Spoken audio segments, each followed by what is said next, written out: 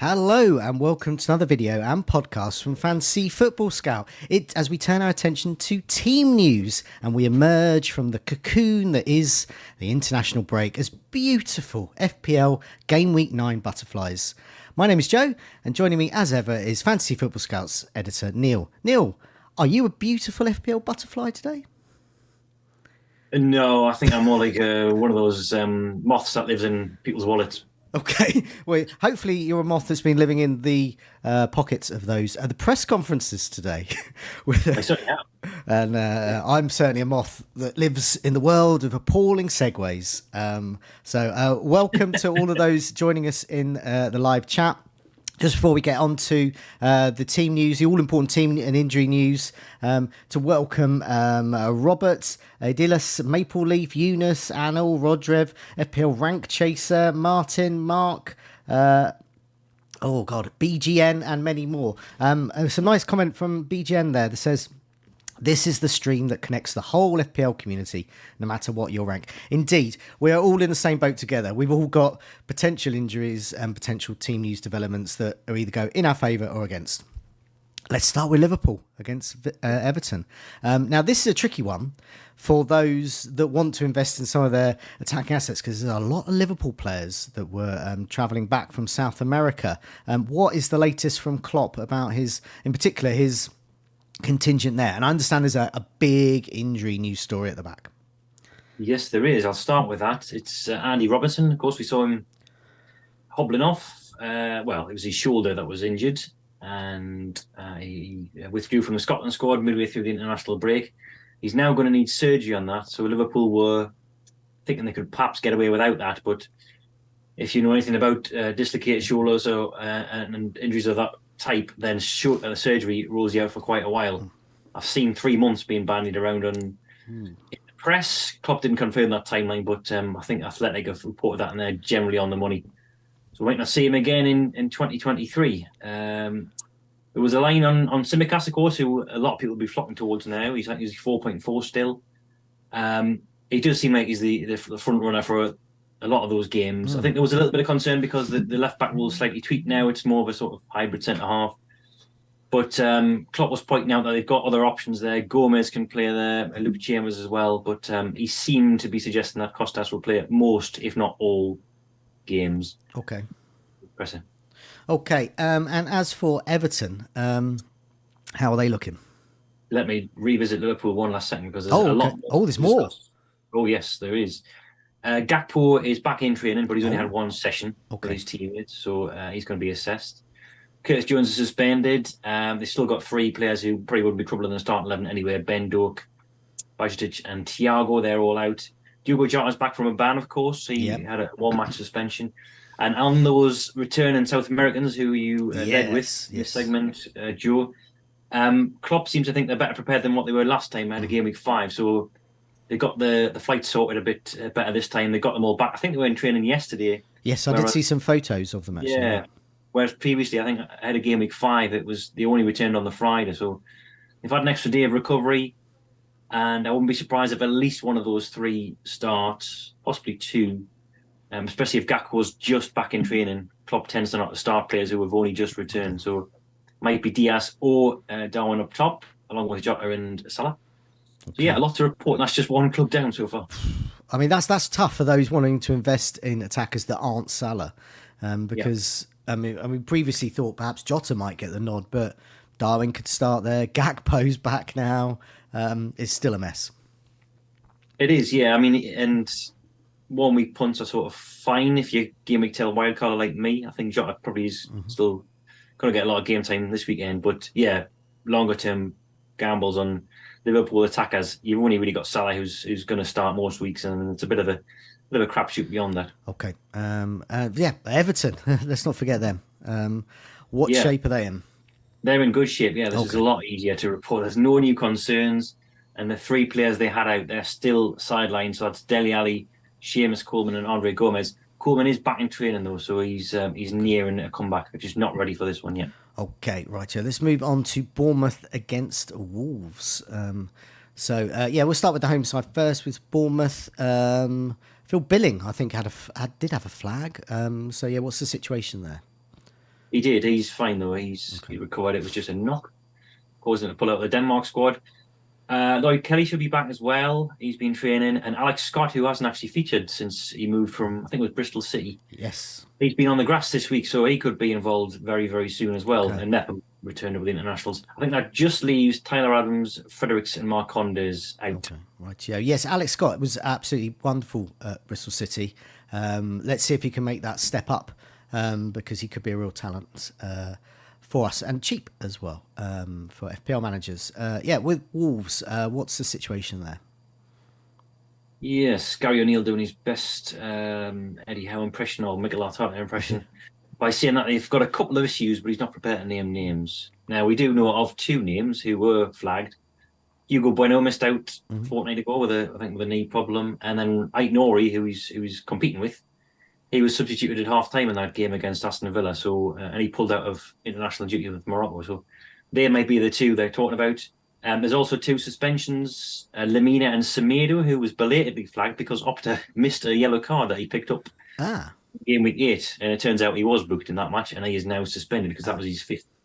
But they do get Bellegarde back from suspension as well. Right. Yeah. Just before we move on to Brentford against Burnley, just a reminder to everyone in the live chat, do press that like button. And if you're watching this back, do press that like button as well. And do subscribe if you're not already. Already the chat is buzzing with talk of, say, for example, Simicast could be quite good if you want a wild card who's cheap. But as Tom O'Connell points out in the live chat, he's played just 4 minutes this season. So it's a bit of a gamble going with him, and especially with some of those other names like Gomez that you mentioned earlier, Neil, that can play left back. Let's move on to Brentford against Burnley. Now, big news at Brentford, actually. There's a suspension, but I noticed that someone's got a superhuman recovery from an appendicitis. What's that about? Yeah, those Strakosha dreams are dashed because Flecken is back straight away after his game week 8 absence through appendicitis, so he obviously hasn't needed surgery.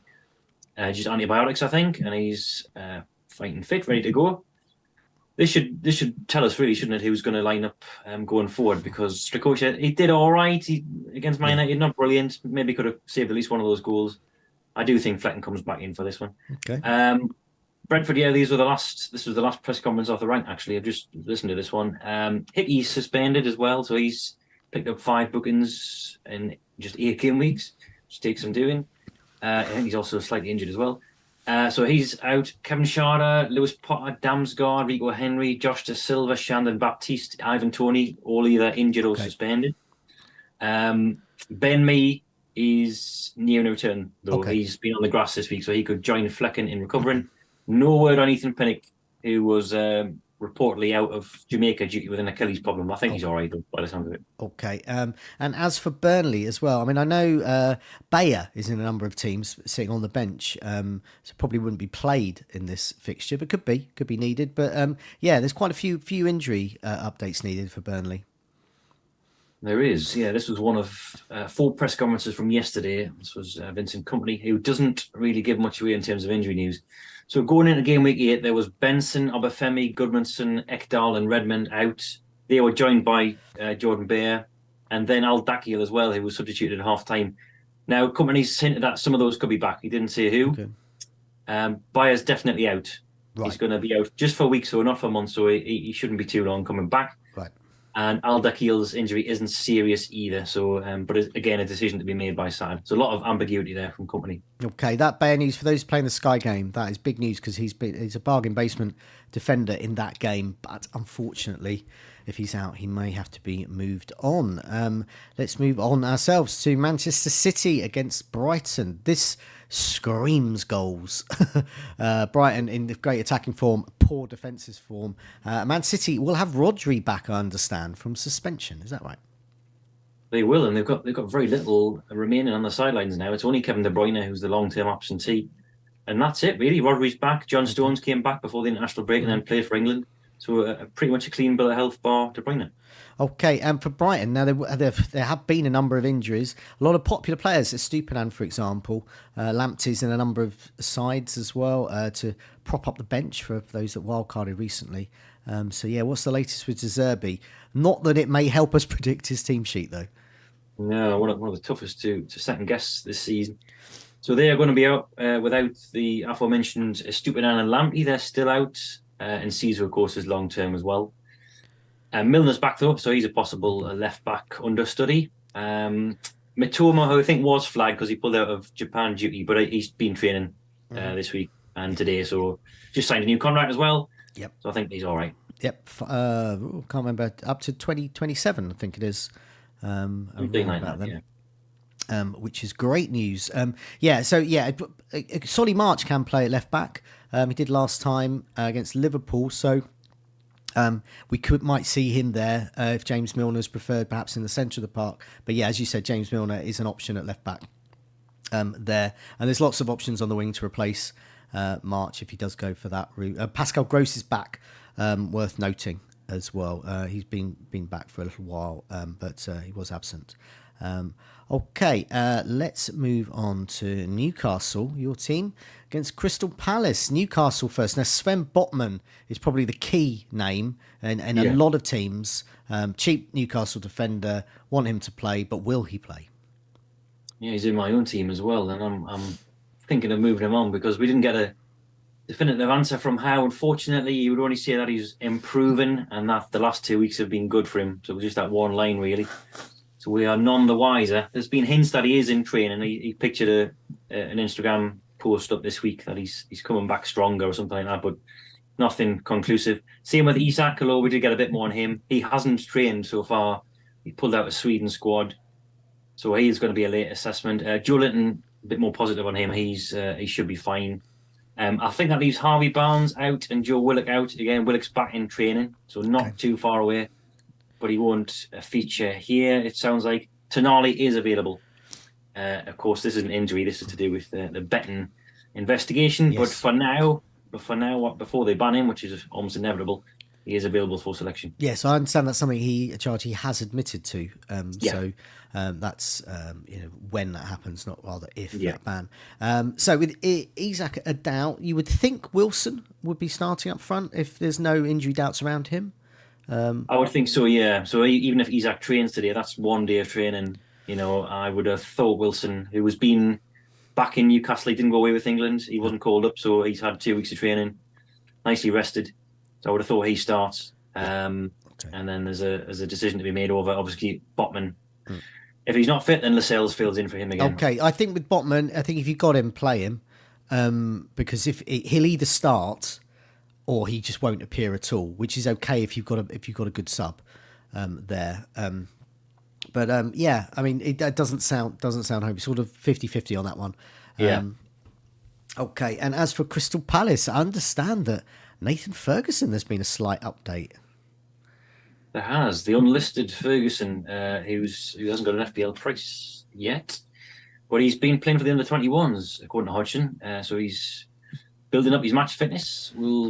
It remains to be seen whether he'll actually feature anytime soon at a senior level. But the news is broadly positive for Palace, actually. They've got Ward back, Decoria, Lerma, Ahamada, Franca as well, who we haven't seen yet, the new Brazilian winger. Okay. They're all back. Eze, Alicia, Henderson still out. Schlupp hasn't recovered from Gameweek 8, and Tompkins has been added to that. But it's still looking generally better than what it was for Palace. Okay. Right, yeah. I mean, with Eze and Elise and Schlupp as well, to some degree, remaining out of this Palace lineup, that does mean that we could be looking at more of a traditional Roy Hodgson setup, as in try not to concede. We've seen that recently, haven't we? In the last couple of game weeks, it looked very much like that. Against Forest, it was kind of it was not rearguard display necessarily, but it was definitely a limited attacking threat with Ayew, Edouard, and Mateta. Yeah, this is very much a B list really of Palace forwards. So I think if also we talk about Wilson as a 1 week punt for some people, I think, and if you've got a Newcastle defender, get another one. Because this looks clean sheety. It does. It looks very clean sheety. Nottingham Forest against Luton. Is it going to happen? It's at a stadium next to a river in a flood zone, and there's been talk that this game might not happen. What is the latest before we look at the injury news? Yeah, right next to the Trent, isn't it? Right. I mean, you couldn't get much closer. Yeah, there's mixed reports on this. I think there's a few scaremongers on Twitter saying it's in some doubt. That's been slightly eased those fears by, I think there was an article on Athletic saying that they're confident it's going to go ahead. Still going to monitor the situation. There's still problems, I think, with the travel, especially. I think the trains are off and various roads are closed. At the moment, the City Ground's fine. There is more rain on the way, though. That's the only thing. I did see 11 o'clock pitch inspection bandied around, but I at the moment, at the time of recording, which was 3 o'clock on Friday, then they seem confident of it going ahead. Okay. But yeah, just keep tuned to those forecasts and social media to see if anything changes before the deadline. Should it go ahead, what shape are Nottingham Forest in for this? Yes, they are. Yeah, not too bad. I think almost as you were. Awani is still out another week or two. And Cooper, if you believe him, said that he wasn't expecting any of his longer term ones back. So that's Felipe, Tavares, Danilo, and Ola Aina as well. 2 from the international break. So Aurier limped off in game week 8, pulled out of the Ivory Coast squad. And then Montiel limped out of the Argentina game in midweek against Peru. So both of those are going to be assessed. They do get Niakate back from Aban, though. Okay, and as for Luton as well, I was very pleased to see they've signed Andros Townsend, who's a good player, and good to see him back. So he might actually make the squad this weekend. He might well do. He's in contention. Yes, he's played within the 21s already, so he's got a bit of match fitness there. And Rob Adwood said this afternoon that he's in contention. The Conga's out still. Potts, Clark, they're all out still. Anderson's joined them now, another 4 million defender. He's going to be out for months with a hamstring injury. Amari Bell, who's similarly priced, he's still out on top of that, but he's only a short-term absentee. He sounds like he could be back soon. So 5 red flagged. They will have Townsend possibly involved, and they might also have Gabriel Osho as well, who's not featured at all this season, but was a regular last year in the Championship. As J77 Lags pointing out in the live chat, the forest badge of the tree underneath some wavy lines has never looked so apt. Yeah, very good. A tree flooded. Let's move on to Chelsea against Arsenal. So let's start with Chelsea because there's quite a few flags for their players going into this match. What's the latest there? Yeah, some come off and some have been re-added. So yeah, where do we start with this? So still out, Chilwell, Lavia and Kunku for Fafana. And then this week, Chelsea's confirmed that Chalobah and Chukwuemeka have had setbacks, so they're now back on the sidelines. Broja's joined them on the injury list as well. He's, I think Pochettino said it was his other knee, but it's just a small-term one, so he's out. Gusto and James are now free from suspension, but James is still a late fitness test because he's been injured as well. So him, Badiashile, Jackson and Disasi, they're all going to be assessed for fitness ahead of the Arsenal game. They've all been in training, so it sounds fairly positive. Cole Palmer had a dead leg, of course. He pulled out the under-21 squads, England's under-21 squad. He wasn't mentioned today, I don't think, but he's been in training this week as well. Okay. And then finally, Pochettino said that Fernandes and Caicedo, who are laid back from international duty, they should be fine. Okay. Arsenal, big news here. We want on Saka. Have we got anything concrete and conclusive from the definitive words of Arteta on him? We got a lot on Saka, but very little conclusive, unfortunately. He did talk at length, and if you want to try and draw any conclusions from some of these lines, then you can. But as we've learned in previous weeks, when Arteta said, firstly, that he hadn't trained all week, and then he started against Bournemouth, and then last game week, he said he was in contention, and apparently he had never been in contention. He hadn't trained all week, so he's still in porky pies. So the 3 flagged ones of a yellow hue are Saka, Saliba and Trossard. Of course, Timber's out long term. Saka firstly said not a lot to update you on. Today's going to be the first training session, so they're going to know more after that. He then said about Saka, he's working so hard to be fit for this game. He had a couple of days off, but the rest, unfortunately, has not been a rest for him. It's because he needed to do treatment and train and get ready to be available against Chelsea. Okay. I'm sure he wants to play.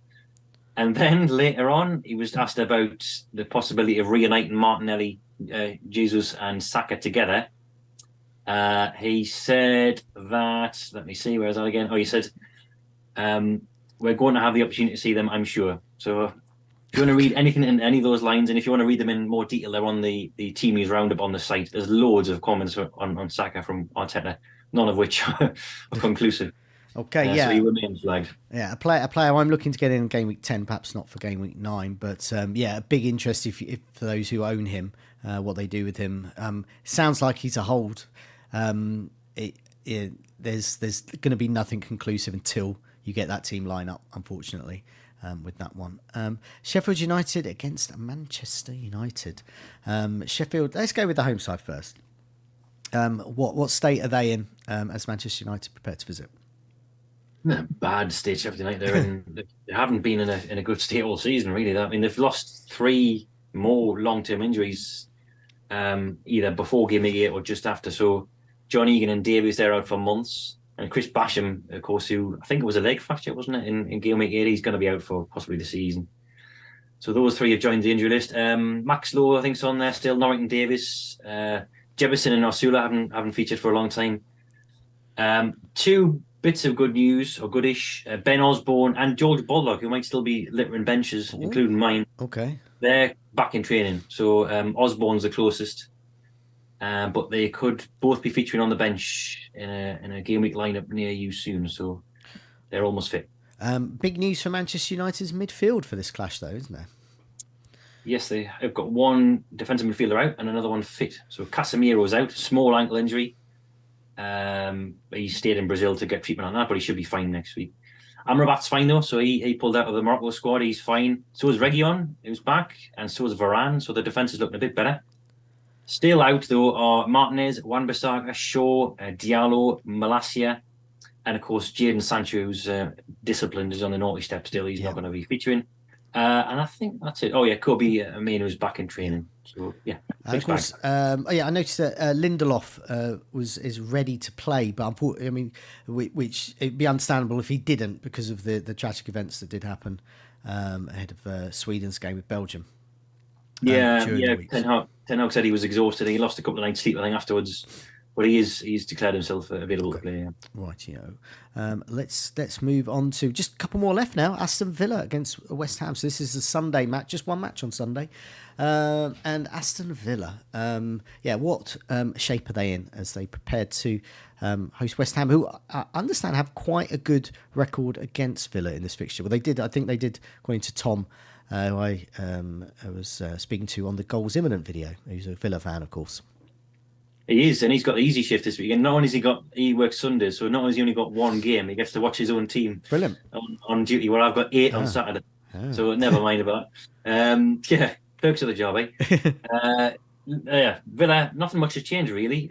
Mings and Buendia are long term, and Ramsey and Moreno, who were back, and then they suffered recurrences of their injuries. They're having to take a step back. They're not ready. No. But apart from that, I think everyone's come back from international duty all right. And as for West Ham? Much the same, pretty quiet. Internationals are all back unscathed by the looks of it. The only team news really is concerning backup fullback. So that's Ben Johnson and Aaron Cresswell. They've both been back in training, but Moyes unsure whether they're going to feature. They wouldn't make the starting 11 anyway. Okay, and moving on to the final fixture. This Monday's clash. Spurs host Fulham. Everyone wants to know if there's still flags on the likes of Son in particular. I don't know if he was actually flagged himself, but he had an international. Everyone saw him sort of limping at the end of an international game for South Korea. So he's got an honorary flag, put it that way, in our mind. So is he look like he'll be fit? Well, Ange said he's fine. That the internationals are returning unscathed, but he does seem to be playing through the pain barrier a lot of late, doesn't he? He's constantly been substituted around the 70, 80-minute mark. But there won't be any flag for game week 9 because Postecoglou says that everyone is kind of back and the medical reports all seem to be good. So no real issues from the internationals. That includes Romero as well, who came off for Argentina. So the injury news is mostly on the existing flag. So Brennan Johnson could be back. He's been back in training. Going to make a late call on him. Benton Kerr, we haven't seen all season. No. He's returning to training, but probably too soon for him. So it just leaves the longer term ones out, and that's Solomon, Perisic, and Sessegnon. Okay, and as for Fulham, to wrap this up. Yeah, as you were. So no new international injuries, and they've got 4 still out. That's Tosin, Adama Traore, Kenny Tetty and Issa Diop, who suffered a quite serious-looking injury in game week 8, so they're all out. Okay, let's have a look at let's round everything up that we know so far. Fit to play, just Gay at Everton, Joe Ellington at Newcastle, Billing, Bournemouth. Rodri is back for suspension. I put him fit to play, just people have sort of forgotten about him for the last few weeks, but he is back. Even though it wasn't injury-related, suspension. Varane and Reguilon should be back for Manchester United. Amrabat as well is available. Badashila should be available for Chelsea. Whether he starts or not is another matter. Cole Palmer looks to have overcome his dead leg. Andros Townsend is back for Luton. But rather back in the Premier League this time for Luton. And James Milner is amongst those fit to play at Brighton. Some questionable. I put Bayer here as questionable, but he is actually out now. I think he was sort of in the early quotes I saw he was questionable, but yeah, that's been confirmed. He is out for this now. So move him mentally into the out column. Isak is questionable because he hasn't trained much. Could end up playing, but it looks like a Wilson game for this. Botman as well is questionable. 50-50. If you've got him, play him because this looks like a certain clean sheet.